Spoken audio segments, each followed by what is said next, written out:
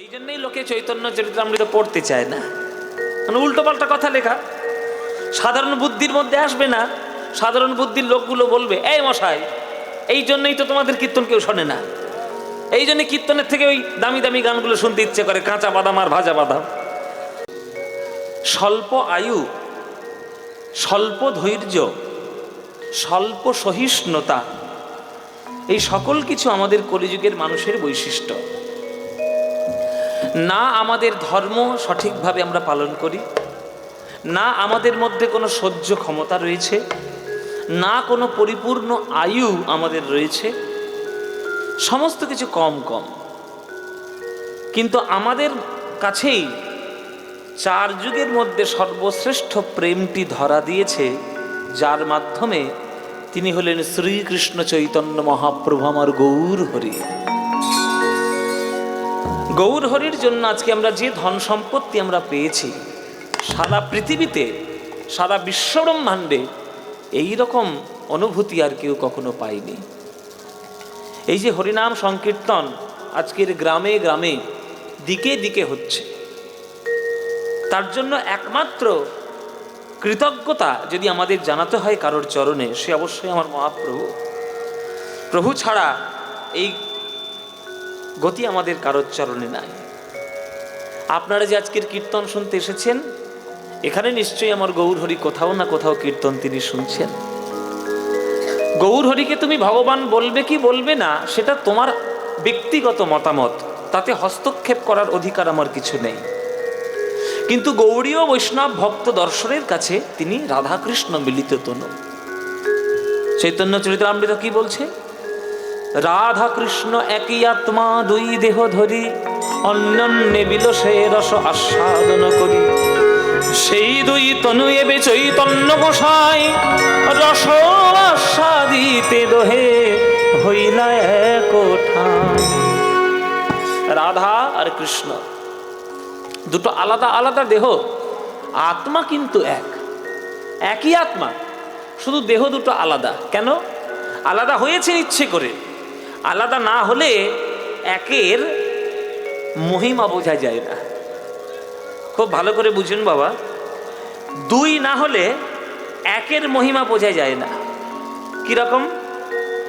আমি যখন একটা সাধারণ পুরুষ, তখন আমার মধ্যে একটা পিতৃত্ব স্বভাব রয়েছে।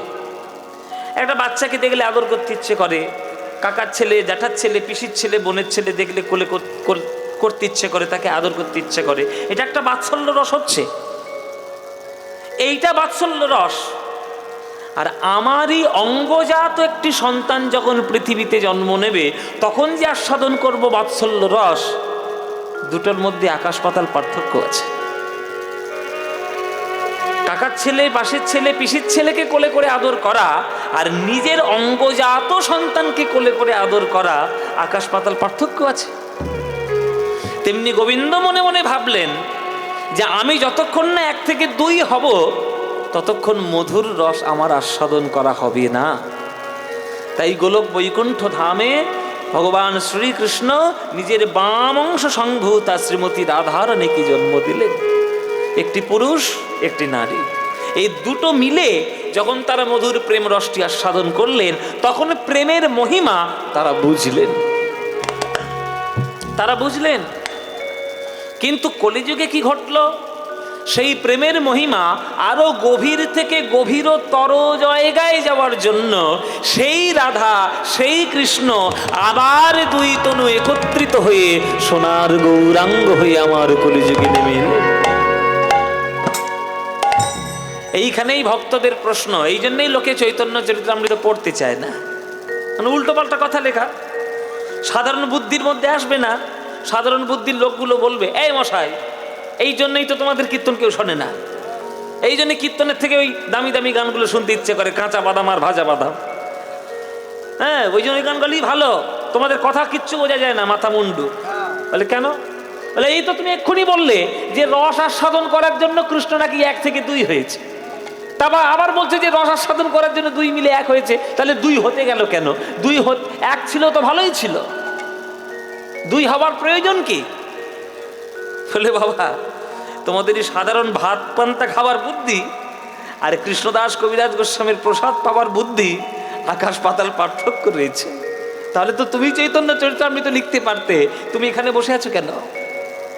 শোনো, একে একে এক হওয়া আর দুই মিলে হওয়ার পর এক হওয়া, আকাশ আর পাতাল পার্থক্য রয়েছে, সেই আস্বাদন তোমরা পাবে না।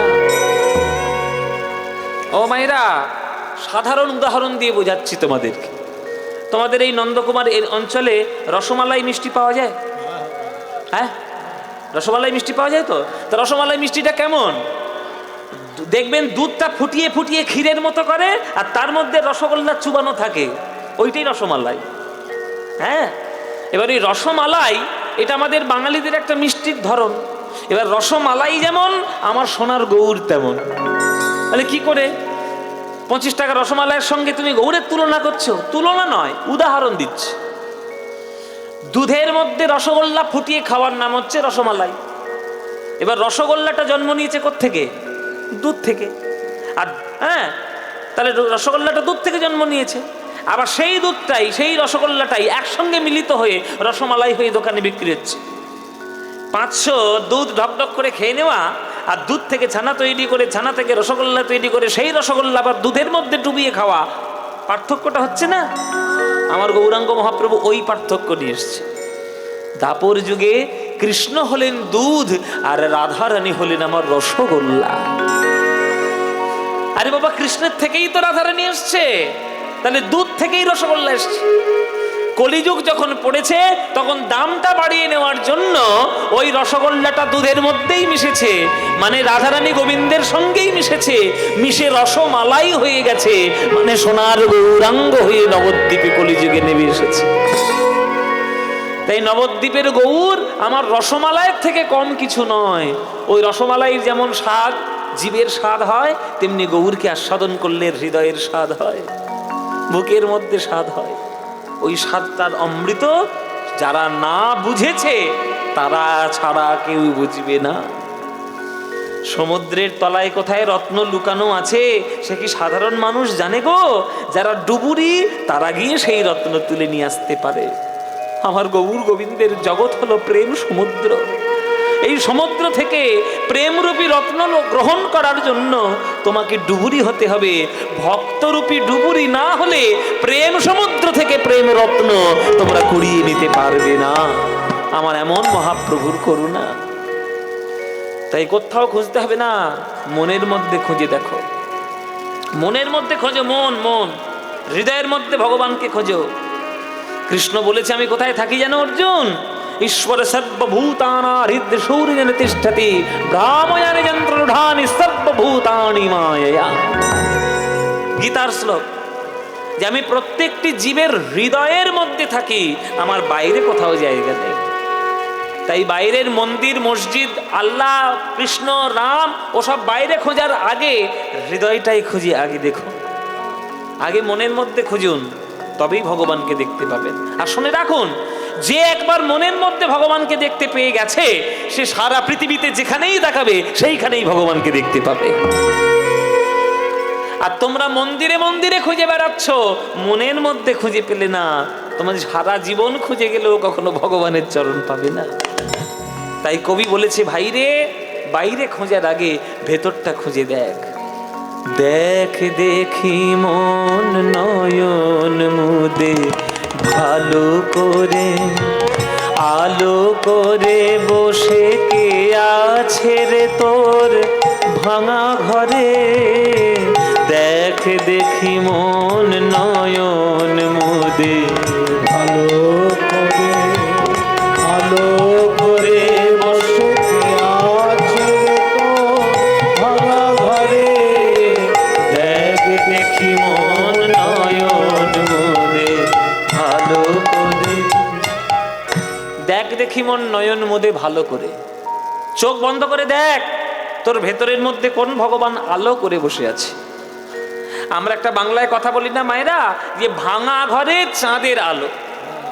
একটা গরিবের ঘরে যদি একটা আইপিএস অফিসার হয়, তাহলে পাড়ার লোকেরা বলবে ভাঙা ঘরে চাঁদের আলো। তত্ত্বের দিকে বলছে আমাদের দেহটা হচ্ছে ভাঙা ঘর। দেহটাকে বিচার করো, দেহতত্ত্ব বিচার করলে 9টা ছিদ্র পাবে। 2টি কর্ণ ছিদ্র, 2টি নাসিকা ছিদ্র, মুখ ছিদ্র, পায়ু উপস্থ 2টি ছিদ্র। তাহলে নবছিদ্রযুক্ত দেহ, দেহটা ভাঙা ছাড়া আর কি? এই ভাঙা দেহ মন্দিরের মধ্যে ভগবানের বদনরূপী চাঁদের আলো যদি কেউ দর্শন করে, তাকেই বলা হবে ভাঙা ঘরে চাঁদের আলো।